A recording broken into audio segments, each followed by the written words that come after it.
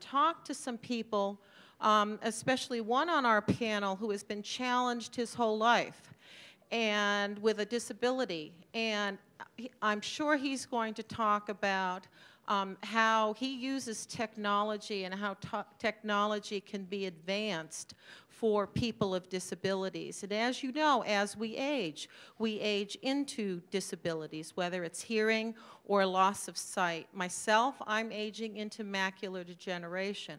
So I have a few years ahead of me yet to get prepared for that.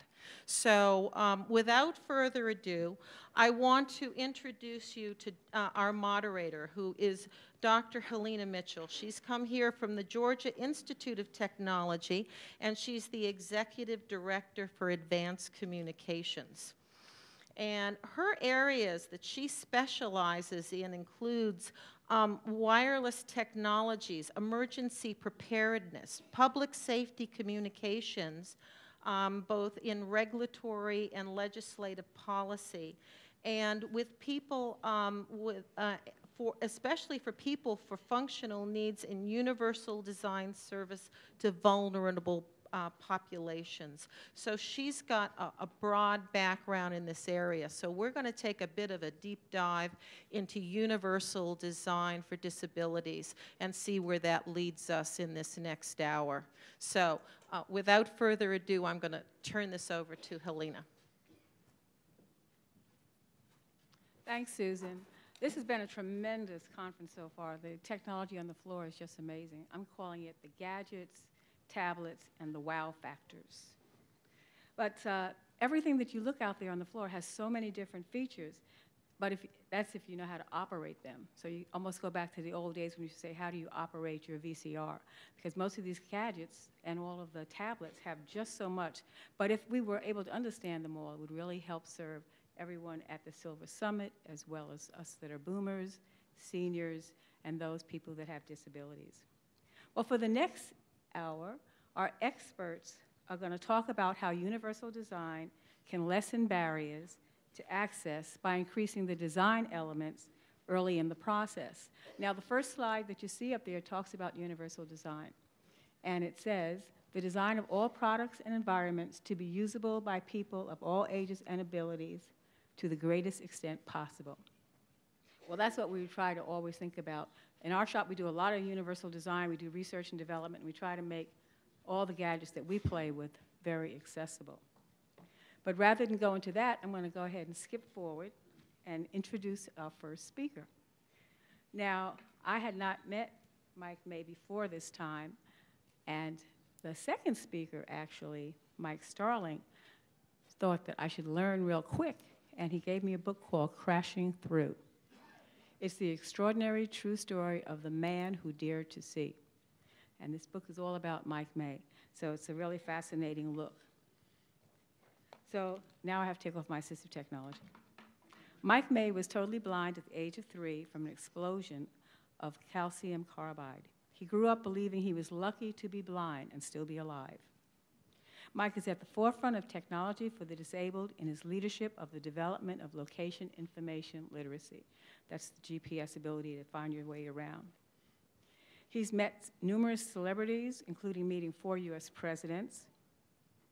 And at this point, I think I should say that he was out late last night till 4 a.m., so the rumor goes, with a good friend of his, who hopefully will make it before the end of the session. He was also acknowledged at the White House by Ronald Reagan after competing in the Paralympics and earning the downhill skiing world record of 65 miles per hour in the 1984 Winter Olympics. I can't even imagine going that fast on a pair of skis. If it's only by accident, that would happen. Mike is a can-do person, from raising millions of dollars and starting 4 high-tech companies to setting up blind ski programs in 10 countries and 15 states. As a writer, lecturer, mentor, and luminary, Mike has been a major force in moving Americans toward more practical and realistic views about people with disabilities. In 1 year alone, over 40 million people saw or heard about Mike and his programs through media like ABC Wide World of Sports, NBC Dateline, Discovery, and Reader's Digest. Mike also underwent a rare stem cell transplant despite a 50% chance of success, and has become a handful of documented cases of vision restoration in the past 200 years. So Mike, come on up and share your views and insights on universal design and what we need to know.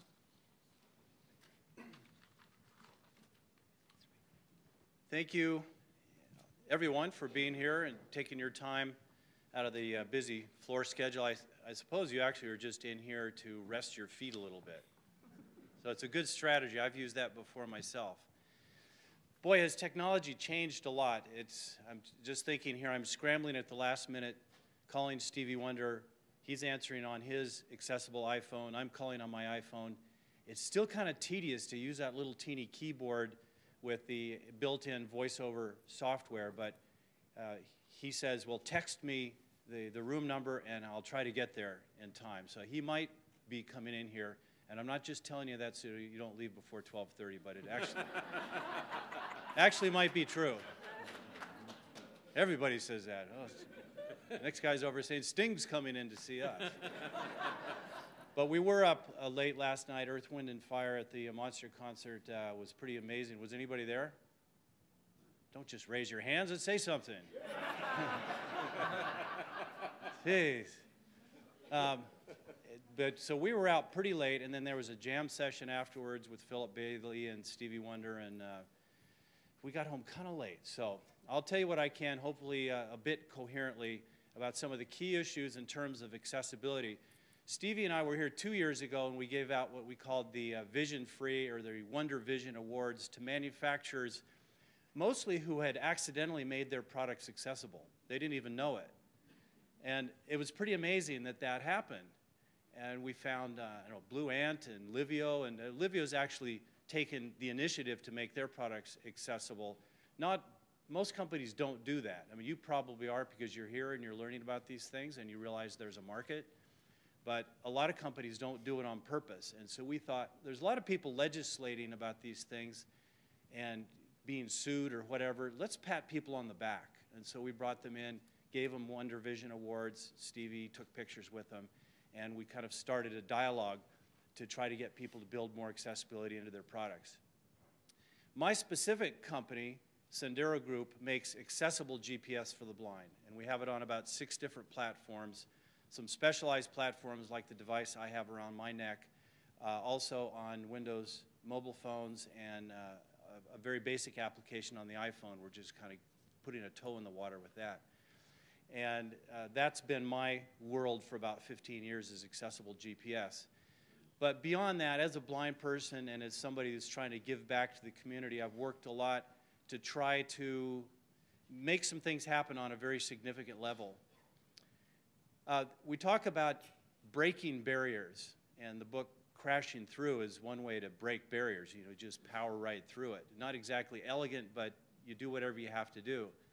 I actually promote the concept of seeking out barriers, because the more you do something, the better you get at it, right? So I'm not avoiding challenges, I'm looking for them. So I'm going around this hall out here looking for stuff and finding a really cool product, and then I ask the manufacturer, and as soon as I use the word accessibility, they say, you know, they don't want to hear about it. Or they use some placatory statement to you know, make me go away. But there was actually 2 companies I ran into, and one was the iPhone app for the Viper smart car. And this is, you know, an obvious thing where you use your iPhone to pop the trunk, open the doors, start the car, find out some engine information, speed. I suppose there's things like tracking your teenagers and such that you can do from the iPhone. And they sort of were wondering, well, why would a blind guy be stopping here checking out how to operate the car with an iPhone? And I said, well, is this accessible at all? And he said, no, not at all. So I took his iPhone, we turned on VoiceOver, and guess what? It was 100% accessible. They just, you know, if you follow the protocols in designing an iPhone app and you don't put in a lot of icons, it's probably going to be accessible. And pretty soon I was surrounded by people, their PR people, their, you know, management. They were all pretty excited that their product was accessible, and they didn't even know it. Down the way, there was a rowing machine from Concept 2. And they've actually tried to do some accessibility things over the years. So when I started talking to them,